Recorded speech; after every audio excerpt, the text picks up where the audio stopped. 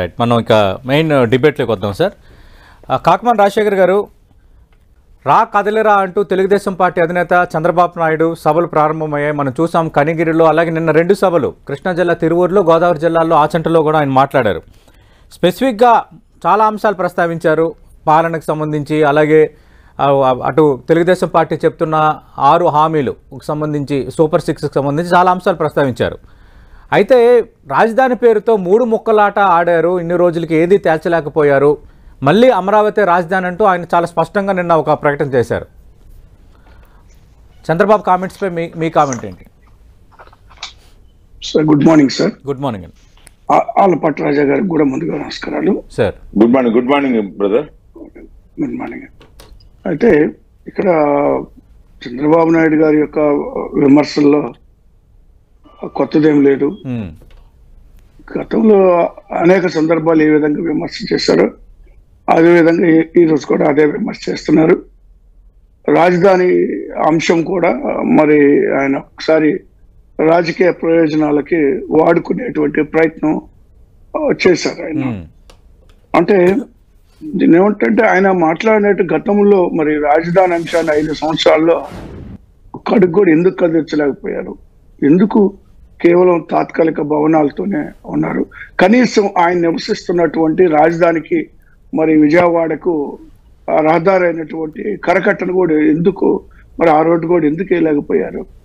ఇవన్నీ అభివృద్ధి చేయాలనేటువంటి ఆలోచన, సంకల్పం, ఆ యొక్క ఆలోచన ఉంటే ఖచ్చితంగా చేసేవాళ్ళు. అవి జరగలేదు కాబట్టి మరి ఈరోజు మళ్ళీ తిరిగి నేను అదే ఒక వాదనను తీసుకురావడం జరుగుతూ ఉంది. తర్వాత మళ్ళీ నేను 20 లక్షల ఉద్యోగాలు మరి 5 ఏళ్లలో ఇస్తాను అని మాట్లాడుతూ ఉన్నారు. 20 లక్షల ఉద్యోగాలు 5 ఏళ్లలో ఇవ్వడం అంటే 14 ఏళ్లలో 20 లక్షల ఉద్యోగాలు ఇవ్వగలిగారా? 14 సంవత్సరాలు తీసుకున్నాం గతంలో, ఇప్పుడు 5 ఏళ్ళు అంటారు. గత 5 సంవత్సరాలు కానీ చూస్తే ఒక్కొక్కసారి మనం పరిశీలన చేస్తే ఇదే విశాఖపట్నంలో మరి బిజినెస్ సమ్మిట్ అని పెట్టి ఫారెన్స్ నుంచి అనేక మంది డెలిగేట్స్ టికెట్స్, మరి మనం టికెట్స్ ఏపీ ప్రభుత్వం వాళ్ళకి టికెట్స్ కొట్టి మరీ తీసుకొచ్చేసి ఇక్కడ బిజినెస్ సమ్మిట్ అని పెట్టి మరి 20 లక్షల కోట్ల పెట్టుబడులు, 40 లక్షల ఉద్యోగాలు అన్నారు. ఒక్క పెట్టుబడి పెట్టింది లేదు, ఉద్యోగాలు వచ్చింది లేదు. మరి ఆ యొక్క కార్యక్రమానికే దాదాపు 200-300 కోట్ల రూపాయలు ఖర్చు పెట్టడం జరిగింది. అంటే మనకున్నటువంటి ఖజానాలు, ప్రజాధనం దుర్వినియోగమైనటువంటి పరిస్థితులు ఉన్నాయి. తిరిగి ఇప్పుడు మళ్ళీ అదే మాటని తీసుకొచ్చి ప్రజలకి నమ్మబలికేటువంటి ప్రయత్నం చేస్తా ఉన్నారు. అది ఎందుకు అంటున్నానంటే, నేను ఆయన హామీలు ఇవ్వడం, నెరవేర్చకపోవడం అనేటువంటి ప్రజలు చూశారు. గతంలో 650 హామీలు ఇచ్చి ఎందుకు నెరవేర్చలేకపోయారు, ప్రజలు ఎందుకు తిరస్కరించారు? నేను ఒక్క మాట చెప్పదలుచుకున్నాను చాలా స్ట్రైట్ గా. మాకైతే మరి మా పార్టీ అధ్యక్షులు కానీ, ముఖ్యమంత్రి కానీ, జగన్మోహన్ రెడ్డి గారు ఒకే ఒక మాట అనేక సందర్భాల్లో మాట్లాడారు. మా 5 సంవత్సరాల అంటే 19-24 మధ్యలో మా పరిపాలన లేదా మీకు మంచి చేసామని, మేలు చేసామని నమ్మితేనే, మీరు విశ్వసిస్తేనే మమ్మల్ని ఆదరించండి అన్నారు. చంద్రబాబు నాయుడు గారిని చెప్పమనండి, 14 ఏళ్లలో కానివ్వండి, లేదా 14-19 మధ్యలో మేము మీకు మేలు చేస్తేనే మమ్మల్ని మరొకసారి ఆదరించండి అని చెప్పమనండి. ఆ మాట ఎప్పటికీ వాళ్ళు చెప్పలేదు ఇప్పటి వరకు, ఇప్పటికి కూడా చెప్పలేరు వాళ్ళు, ఎందుకంటే మేలు చేయలేదు కాబట్టి మనం పరిపాలనలో ఉన్నప్పుడు ఏం చేసాం అనేది ప్రజలు చూస్తారు. ఆంధ్రప్రదేశ్ ప్రజలు, విఘ్నులు, వాళ్ళు ఖచ్చితంగా ఇవన్నీ గమనిస్తూ ఉంటారు. ఊరిక ప్రభుత్వంపై బురద జల్లేసి లేదా మరొక వ్యక్తిగతమైనటువంటి ఆరోపణలు, మరో ఆరోపణలు చేసినంత మాత్రం ప్రజలు నమ్మరు. ఇక్కడ చాలా స్పష్టంగా ఏదైతే అభివృద్ధి చేశారో, ఏదైతే మరి ప్రజలకు అందించారు సంక్షేమ కార్యక్రమాలు అనేది వంటి ఖచ్చితంగా చూస్తారు. ఈ రోజు మేము ఇచ్చినటువంటి హామీలు తూచా తప్పకుండా నెరవేర్చాం కాబట్టి వై నాట్ 175 అని మేము ధైర్యంగా చెప్పగలుగుతున్నాం. వాళ్ళు ఎందుకు చెప్పలేకపోతున్నారు? కాబట్టి వాళ్ళ ఉన్నటువంటి పరిపాలనలో వాళ్ళు మేలు చేయలేదు అని ప్రజలు ఫిక్స్ అయిపోయారు. ఈ రాష్ట్రానికి జరిగినటువంటి అన్యాయం, కేంద్రం నుంచి వాళ్ళు తీసుకురావాల్సినటువంటి నిధులు అయితేమి, పెండింగ్ ప్రాజెక్టులు అయితేమి, లేదా విభజన హామీలు అయితే, ప్రత్యేక హోదా అంశాలు అయితేమి, అనేక అంశాల్లో కేంద్రంతో వాళ్ళు మంత్రులుగా, అక్కడ మంత్రులుగా మరి 7 ఎంపీలు ఉండి వాళ్ళ ఎమ్మెల్యేలు ఇక్కడ మంత్రులుగా ఉన్న సందర్భంలో కూడా సాధించకుండా ఓకే ఇప్పుడు మేము కొత్తగా ఏదో సాధిస్తామని చెప్పేసి కొత్త హామీలు ఇస్తే నమ్మడానికి ఏపీ ప్రజలు సిద్ధంగా లేరు. రైట్. కాకమాన రాజశేఖర్ గారు, ఆడుదాం రా అని మీరు అంటున్నారు, రా కదలరా అని మేము అంటున్నాము. మేము ఎక్కడ ప్రభుత్వం పైన ఎదురుదాడి చేయటం లేదు, బురద జల్లటం లేదు, ప్రజలను చైతన్యపరుస్తున్నాము. ఏం చెప్పారు, ఏం చేశారు, అది జనాలకి వివరించే బాధ్యత ప్రతిపక్షంగా మాపై ఉందన్న అంశాన్ని వాళ్ళు తెర ముందుకు తెస్తున్నారు. ఓకే, చాలా అంశాలకు సంబంధించి నెరవేర్చిన హామీలు, నెరవేరని హామీల పైన మీ రెండు పార్టీల మధ్య ప్రతి డిబేట్లోనూ బయట మీడియా సమావేశాల్లోనూ చర్చ జరుగుతూనే ఉంది. ఇక రాజధానికి సంబంధించి నేను స్పెసిఫిక్గా మనం తీసుకుంటే, మళ్ళీ అమరావతి రాజధాని అని చంద్రబాబు నాయుడు ఆయన ఒక ప్రకటన చేశారు. మీరు 3 రాజధానులు అన్నారు. 3 రాజధానికి సంబంధించి ఒక బిల్లు ప్రవేశపెట్టారు, బిల్లు వెనక్కి తీసుకున్నారు. అది హైకోర్టు ఒక తీర్పు ఇచ్చింది. మళ్ళీ ఇప్పుడు అది సుప్రీంకోర్టుకు మీరు ఒక పార్టీగా మీరు కూడా వెళ్ళారు. సుప్రీంకోర్టులో ఇంకా అది ఏమీ తేలని అంశం ఉంది. అలాగే వైజాగ్కి ముఖ్యమంత్రి షిఫ్ట్ అవుతారని గత 1.5 yearగా చర్చ జరుగుతూనే ఉంది. ఇలాంటి అంశాలన్నీ కూడా ఉన్నాయి. ఇప్పుడు రేపొద్దున్న ఎన్నికల వేళ హామీలు అమలు వీటన్నిటితో పాటు కొన్ని కీలక అంశాలు అంటే ఉద్యోగాల భర్తీ, విభజన హామీల అమలు, ఏపీకి రాజధాని, పోలవరం, ఇలాంటి కొన్ని 4-5 స్పెసిఫిక్ ఇష్యూస్ ఖచ్చితంగా రేపొద్దున్న ప్రజల ముందుకు వస్తాయి. రాజధానికి సంబంధించి ఏం చెప్తారు సార్ టీడీపీ చేస్తున్న ఆరోపణలకు? రాజధాని అంశాన్ని మరొకసారి రాజకీయ ప్రయోజనాల కొరకు వాడుకునేటువంటి ప్రయత్నం తెలుగుదేశం పార్టీ చేస్తోంది. అంటే అసలు రాజధానిని వీళ్ళు ఏ విధంగా వాడుకున్నారంటే అవినీతికి అడ్డాగా వాడుకున్నారు. వీళ్ళు అవినీతి చేయడానికి అదొక అడ్డాగా వాడుకున్నారు రాజధాని అంశాన్ని, రాజధాని. ఎందుకంటే ఒక్కటే నేను అంటే అవినీతి జరిగిపోయింది అన్నారు, కానీ 4 నెలలలో మీరు అధికారంలో ఉన్నారు, ఎలాంటి అవినీతిని వెలికి తీశారని టీడీపీ అడుగుతున్న ప్రశ్న. నిజంగా అవినీతి చేస్తుంటే ఏం అవినీతి చేశారని బయట పెట్టారు, ఇది విపక్షాలు అడుగుతున్న ప్రశ్న. ఆ అవినీతి చేయబట్టే చంద్రబాబు నాయుడు గారు జైలుకి వెళ్ళి వచ్చారు. ఆ అవినీతి చేయబట్టే అచ్చెన్నాయుడు గారు జైలుకి వెళ్ళి వచ్చారు. కాబట్టి ఇవన్నీ కూడా అవినీతికి ప్రూవ్ అవుతాయి. వీళ్ళు ఇప్పుడు సాక్ష్యాధారాలతోనే వాళ్ళు వెళ్ళారు. అది అలా ఉంచితే ఇప్పుడు వాళ్ళు సంపద సృష్టించాము. ఏమి సంపద సృష్టించారు సార్? వీళ్ళు అధికారంలోకి దిగిపోయేటప్పుడు కేవలం 100 కోట్ల రూపాయలు మాత్రమే ఖజానాలో ఉన్నాయి సార్.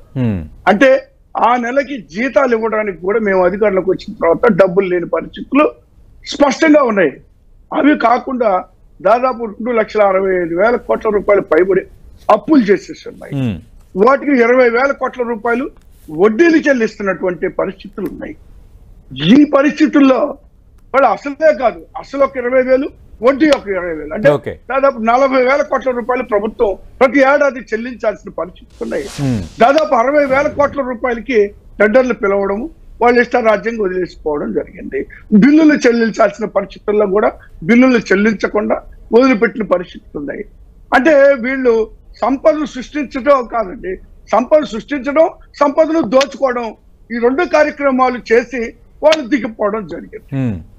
తర్వాత వచ్చేసి మద్యపాన నిషేధం అని మాట్లాడతారు. మద్యపాన నిషేధానికి మేము చాలా స్పష్టంగా దశల వారీగా మద్యపాన నిషేధం చేస్తాము అనే మాట మాట్లాడడం జరిగింది. దానికి అనుగుణంగానే దశల వారీగా చేస్తాము, 2024 కల్లా పూర్తిగా సంపూర్ణ మద్య నిషేధం చేస్తామని స్వయంగా ముఖ్యమంత్రి ప్రకటించారు. ఆ హామీ అమలు అవుతుందా? ఇది టీడీపీ ప్రతి సభలో పాయింట్అవుట్ చేస్తున్న అంశం. చంద్రబాబు నాయుడు కూడా ప్రస్తావిస్తున్నారు. అలాగే సిపిఎస్ రద్దు చేస్తామన్నారు, రద్దు చేశారా? జాబ్ క్యాలెండర్ ఇస్తామన్నారు, ఇచ్చారా? ఒక 4-5 అంటే చాలా అంశాలపై మాట్లాడుతున్నా, ఒక 4-5 అంశాలను అయితే పదే టీడీపీ ప్రస్తావిస్తుంది గత కొద్ది రోజులుగా. సార్ వాళ్ళకి అడిగే అర్హత వాళ్ళకి లేదు సార్. 650 హామీలు ఇచ్చి అడ్డగోలుగా దోచుకొని ఈ ప్రభుత్వాన్ని మరి ఒట్టి చేతుకట్టాలు వదిలిపెట్టి వెళ్ళిపోవడం జరిగింది, ఖజానా ఖాళీ చేసి. లేదా వాళ్ళు ఇచ్చినటువంటి ఒకే ఒక హామీ, నేను 650 హామీలు 50 హామీలు పక్కన పెడితే వాళ్ళు ఇచ్చిన ఒక్క హామీ రైతు రుణమాఫీ, 68,000 కోట్ల రూపాయలు రైతు రుణమాఫీ చేస్తామని చెప్పి మరి అధికారంలోకి రావడం జరిగింది. మేము ఆ రోజు చెప్పలేదే. మేము అనేక సందర్భాల్లో జగన్మోహన్ రెడ్డి గారిని రైతు రుణమాఫీ అంశాన్ని మనం మేనిఫెస్టోలో చేర్చాలని అందరూ కోరినప్పుడు కూడా ఇది సాధ్యపడే పని కాదు, ఇది చేర్చేటువంటి పని కాదు, అనౌన్స్ చేర్చి మాట ఇచ్చిన తర్వాత ఫెయిల్ అవ్వకూడదు అనే ఉద్దేశంతో ఆయన దాన్ని అంగీకరించలేదు. దాని ద్వారా మేము మరి అధికారానికి రాలేకపోయిన పరిస్థితులు ఉన్నాయి. వాళ్ళు ఏం చేశారు, ఇచ్చినటువంటి హామీలు తొంగలో తొక్కి మళ్ళీ వాళ్ళ ఆగ్రహానికి గురి కావడం జరిగింది. అది నేనేమంటానంటే, వీళ్ళు ఇచ్చినటువంటి హామీలు నెరవేర్చకుండా వాళ్ళు మమ్మల్ని నెరవేర్చలేనటువంటి ఎంతవరకు సబబో అది వాళ్ళ విజ్ఞతకే వదిలేస్తారు. అంటే రాజశేఖర్ గారు 129 హామీలు ఇచ్చామని మీరు అంటున్నారు, 600కు పైగా హామీలు ఉన్నాయని తెలుగుదేశం పార్టీ ఒక బుక్లెట్ రిలీజ్ చేసింది. అదే అది వాళ్ళు 600 కాబట్టి 1200 రాసుకుంటారు సార్. వాళ్ళు రాసుకునేది ఏముంది వాళ్ళ బుక్లెట్ లో. ఇక్కడ ఇప్పుడు సిపిఎస్ అన్నారు, సిపిఎస్ స్థానంలో మెరుగైనటువంటి అవకాశాలు మరి కల్పించినటువంటి జిపిఎస్ తీసుకొచ్చిన పరిస్థితులు ఉన్నాయి ఇక్కడ. తర్వాత ప్రధానంగా వ్యవసాయం మీద మరి దృష్టి లేదు.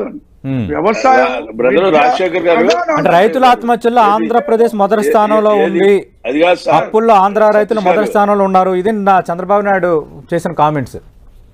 రాజశేఖర్ గారు ఎప్పుడు వాళ్ళు అధికారంలో ఉన్నప్పుడు ఇదే రైతులు మరి భార్య మెడలో మరి మంగళసూత్రాలు కూడా తాకట్లు పెట్టి బంగారాలు తాకట్టు పెడితే నీ బంగారాన్ని నేను తీసుకొస్తాను బయటకు అని చెప్పి రైతులు మోసం చేసిన సందర్భంలో మరి ఆ రోజు ఆత్మహత్యలు లేవండి గతంలో.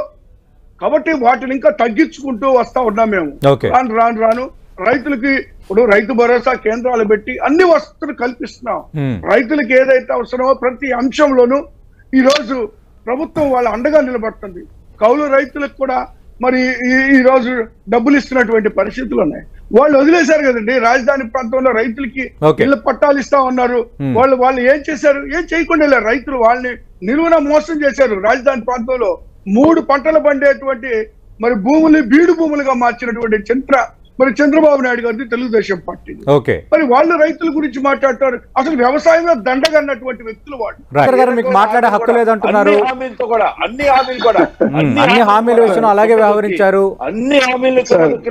అమరావతికి సంబంధించి 30,000 ఎకరాలు రైతులు ఇచ్చారు, 3 పంటలను పండే భూమి ఇచ్చారు. అమరావతిని చివరికి అగమ్య కోచన చేసేశారు అని నిన్న కూడా చంద్రబాబు నాయుడు చేసిన కామెంట్ ఏంటంటే, హైదరాబాద్ వెలిగిపోతుంది, అమరావతి వెలవెలబోతుంది అన్నారు. రాజశేఖర్ గారు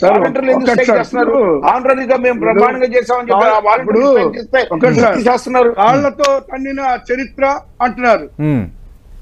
తన్నిన చరిత్ర అని వాళ్ళు మాట్లాడారు. దుర్మార్గమైన వాళ్ళు కేవలం 29 గ్రామాల గురించి వాళ్ళు మాట్లాడుతుంటే, మేము రాష్ట్రంలో ఉన్న దాదాపు 14,000 పైబడినటువంటి గ్రామాల గురించి మేము మాట్లాడుతున్నాం. అన్ని ప్రాంతాలు అభివృద్ధి చెందాలని మేము కోరుకుంటున్నాం. ఆ 3 ప్రాంతాలు అభివృద్ధి చెందాలా అని మా యొక్క విధానం, నినాదం. అది జరగకనే గతంలో ఏమైంది, హైదరాబాద్ ను కోల్పోయాం. అందరూ హైదరాబాద్ మీద కాన్సన్ట్రేట్ చేసి అందరూ దాన్నే డెవలప్ చేసేట తప్పితే రాష్ట్రం మొత్తం కూడా డెవలప్ కాని పరిస్థితులు ఉన్నాయి. అలాంటి అసమానతలు తొలగించాలనే రాష్ట్రంలో ఉన్నటువంటి అన్ని ప్రాంతాలు అభివృద్ధి చెందాలనేటువంటిది నిదానంతో 3 రాజధానులు తీసుకుంటారు. వీళ్ళు ఏం చేశారు, రాజధానిని కట్టాలని వాళ్ళు ఒక అడ్డాగా ఏర్పరచుకోవాలని అక్కడ అవినీతికి పాల్గొని అడ్డగోలుగా దోచుకుని స్క్వేర్ ఫీట్ కి ఒక్కటే చెప్పదలుచుకున్నారు. స్క్వేర్ ఫీట్ కి వాళ్ళు తీసుకున్న డబ్బు ఎంత, 3,000 ఉంటది అయితే 3,500 మాక్సిమం ఉంటది అయితే 12,500 రూపాయలు స్క్వేర్ ఫీట్ కి తీసుకుంటే వర్షం పడితే 2 సెంటీమీటర్లు వర్షం పడితే 4 సెంటీమీటర్ల లోపల నీళ్లు కురుస్తున్నటువంటి పరిస్థితులు, కారుతున్నటువంటి పరిస్థితులు ఉన్నాయి. ఈ విధంగా అడ్డగోలుగా చేశారు. అది అలా ఉంచండి సార్. చాలా అంశాలు మాట్లాడారు, నాకు ఒక్క నిమిషం టైం ఏంటి. ఇప్పుడు రాజధాని రైతుల్ని మరి కాళ్ళతో తండారు. వీళ్ళండి మరి ఆశా వర్కర్ని, అంగన్వాడీల్ని గుర్రాలతో తొక్కించిన చరిత్ర మర్చిపోయారు ఆల్పాటి రాజా గారు. ఒకసారి గుర్తు తెచ్చుకోమనండి. అంతేకాని తర్వాత వచ్చేసి మీటర్లు బిగిస్తున్నారు, రైతులు అన్యాయం చేస్తారు. ఈ పాలసీ మాదండి, అది కేంద్ర ప్రభుత్వం ఇచ్చినటువంటి పాలసీ, కేంద్ర ప్రభుత్వానికి సంబంధించినటువంటి అంశం. అది ప్రతి ఒక్కటి మాన్యతను రద్దాలని చెప్పి మాట్లాడుతా ఉన్నారు. ఇసుక తవ్వకాల గురించి మాట్లాడతారు. ఇసుక తవ్వకాలు ఆనాటి ముఖ్యమంత్రి చంద్రబాబు నాయుడు గారు ఇంటికి ఉచిత ఇసుక మేమిస్తే విమర్శించారు, కానీ అదే ఉచిత ఇసుక ఇస్తామని చెప్పి ప్రజలకి ఎలా హింసించారో ప్రజలందరికీ అర్థమైంది అంటున్నారు రాజా గారు. సార్ ఒక్క నిమిషం సార్, దోపిడీ గురించి మాట్లాడుతుంది. వీళ్ళు దోపిడీ చేసినటువంటి దాన్ని మరి వాళ్ళకి 100 కోట్ల రూపాయలు ఫైన్ ఎలాగేశారండి చెప్పాలండి. ఫైన్ వేసింది గ్రీన్ ట్రిబ్యునల్ ఎందుకు వేశారు ఫైన్? వాళ్ళు చేసినట్టు ఇప్పుడు అది కాదు సార్, ఇప్పుడు మీకు వేసిందా ఏ లేదా, మేము తోమందా తోవద్దా, జగన్మోహన్ రెడ్డి గారి కేసుకు సంబంధించి తోవద్దా మిమ్మల్ని తోగుతున్నారా లేదా అక్రమంగా మీరు? సార్ నేను ఇంపార్టెంట్ ఒక్క నిమిషం మాట్లాడు. Please conclude. జగన్మోహన్ రెడ్డి గారిని కేసుకు సంబంధించిన అంశం అదే ఎత్తారు కాబట్టి నేను చెప్తున్నాను సార్. అది ఎంతకాలం బెయిల్ మీద ఉన్న ముఖ్యమంత్రి ఎవరూ లేరు, రాజకీయ నాయకుడు ఎవరూ లేరు, ఇది రాజా గారు ప్రస్తావించింది.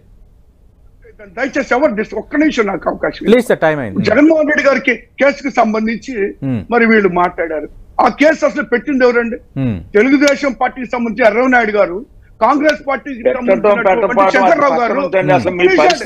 అడుగుతున్నా నేను, కోర్టుకి అడుగుతున్నా నేను, మధ్యలో డిస్టర్బ్ చేయదు. ఓకే రాజా గారు మీరు పెద్దవాళ్ళు రైట్ సార్, మరి టైం అయిపోయింది సార్. ఇప్పుడు వాళ్ళు పెట్టినటువంటి కేసుకు సంబంధించి వాళ్ళు పెట్టింది అయితే ఈ రోజు కోర్టుకు పడదంటే ముఖ్యమంత్రి కొన్ని వెసులుబాట్లు ఉంటాయి. ఆ వెసులుబాటు ప్రకారం ఉన్నటువంటి ఆయనకున్నటువంటి బిజీ షెడ్యూల్ ప్రకారం వెసులుబాటు చట్టం ఇచ్చినటువంటి దాని మీదనే ఆయన తీసుకుంటారు. చంద్రబాబు నాయుడు గారు 18 కేసులున్నా కూడా మరి వాటిని ఎందుకు ఆయన మీరు స్టేల్ తెచ్చుకున్నారని మీరు అంటారు, బెయిల్ పై ఉన్నారని వాళ్ళు అంటారు. ఇది కూడా ఎన్నికల సమయంలో ఇది కూడా ఒక కీలకమైన ప్రచార అంశమే. థ్యాంక్ యూ ఆలపాటి రాజా గారు, థ్యాంక్ యూ కాకమాన్ రాజశేఖర్ గారు.